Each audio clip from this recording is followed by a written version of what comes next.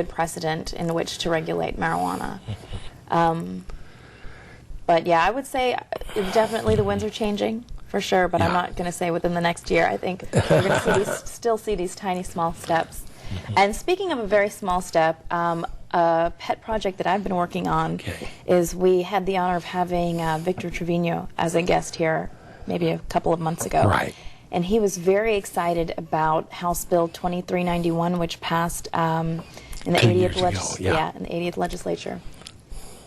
Basically, he just took the ball and started running. He wanted to get the district attorney on his side. He didn't know how she felt at the time. To interrupt, this is the law the Texas legislature passed that allows, in effect, local option so that counties in which the county and city governments and the administrative court judges agree can use citations or traffic tickets instead of arrests on nonviolent misdemeanors, which would include most drug possession offenses. Okay, go ahead. Yeah. Exactly.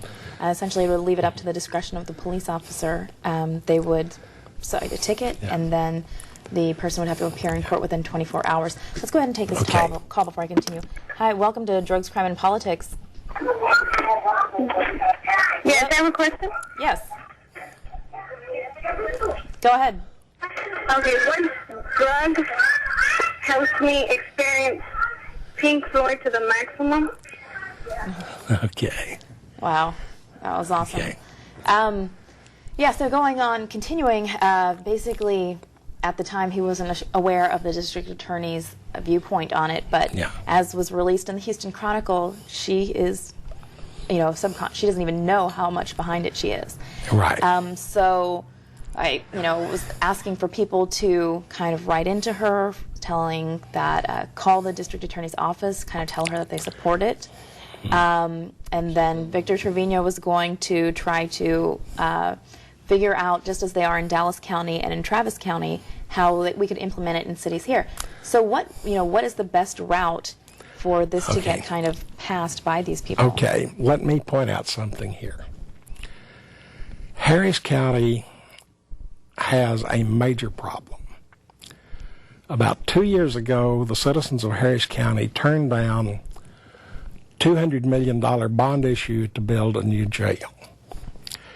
The current Harris County jail has currently been found to be below minimum standards and is under threat of a federal lawsuit. It's been below state and federal standards continually for over 4 years. Right now, there are a lot of people in that jail serving sentences for misdemeanor drug possession, but there are also a lot of people there who have been arrested on minor drug charges and are simply waiting on their trial date. This bill would remove those people from custody, take some pressure off the jail, would go a long way with the other reforms that the DA has been making to possibly avoid the need for a $200 million bond issue and a new jail. So I would write to the county judge, the county commissioners, the mayor, as well as the district attorney. I think we've got another caller. Right. Hi, welcome to Drugs, Crime, and Politics. Hi, yes. Actually, I'm sitting and listening to Professor Terrell, and he actually almost answered my question. So, I'm in a different direction. Because my question actually was about the district attorney. The 16 judges signed stating that possession of less than 1 gram should be reduced to a misdemeanor, and she opposed that legislation, even though in Dallas and El Paso and San Antonio and some of the larger areas of the state, that law, it is already that such that it is treated as a misdemeanor, less than 1 gram. But yet you've got the county jail here full of individuals who have been arrested for possession of less than 1 gram, and as you just stated, have taken up the jail center. But you just spoke on that, and there is a law that they're going to supposedly look at in the next session and pass that to reduce that to a misdemeanor offense. But my next question then brings me to this. You have several individuals that are in the Harris County jails who, if they had proper representation, would not face another day in jail, but because they don't and they have court-appointed attorneys, they're set off and set off and set off and set off until these people are so tired of sitting in jail that they will go ahead and accept a plea bargain just to get out of jail, when if they had an attorney, there would never have been a conviction.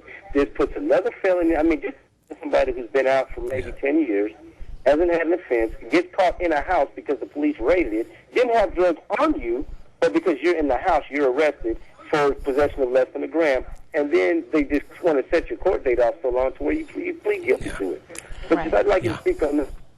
Okay, let me throw something else on the table here.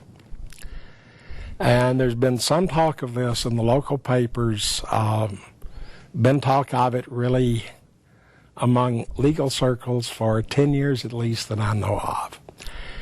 Harris County, Houston, is the only large city in the entire United States, the only large city in Texas, without a public defender's office. And the ironic thing is, a good public defender's office would get competent, experienced, dedicated lawyers representing these people and cost less than the appointed system we have now. Now, the way it used to work until a few years ago in Harris County was the judges were opposed to the public defender because each judge controlled the appointments for his own court. And surprise, surprise, many of the appointed lawyers ended up being strong political supporters of or political contributors to the judge.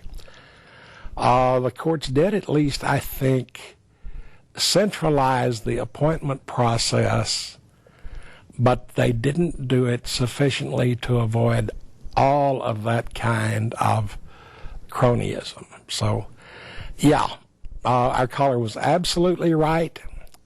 There are an unconscionable number of people sitting in the jail simply because they don't have decent lawyers, and the main reason they don't have decent lawyers is because we don't have a public defender's office. The ironic thing is that's a 2-for-1. Mm-hmm. Would not only get better representation for the defendants, but we would save the county money and the cost that it spends on lawyers. So is it that they don't have access to decent lawyers, or they don't have access to lawyers at all? They get appointed lawyers. Right, okay. But there was a story in the Chronicle a couple of months back looking particularly at capital cases. And the Houston lawyers doing felonies and capital cases were handling 2 to 3 to 4 times as many cases as the maximums recommended by the American Bar Association and the National Association of Defense Lawyers. It's, frankly, they have so many cases that there's no way they can do an adequate job on them. Right. And we've run into another break time. So we'll be back.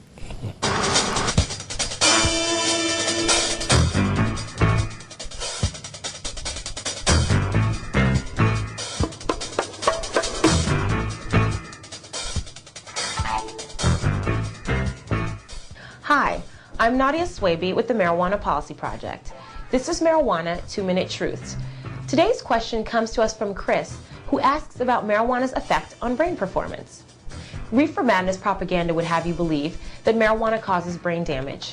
But once again, concrete science disproves this. The Institute of Medicine published this conclusion in 1999. Earlier studies purporting to show structural changes in the brains of heavy marijuana users have not been replicated with more sophisticated techniques. A 2006 study published in Harm Reduction Journal reported that with regard to marijuana use, no pattern consistent with evidence of cerebral atrophy or loss of white matter integrity was detected. It is concluded that frequent cannabis use is unlikely to be neurotoxic to the normal developing adolescent brain. That said, one of the more lasting myths about marijuana is that it leads to anti-motivational or amotivational syndrome.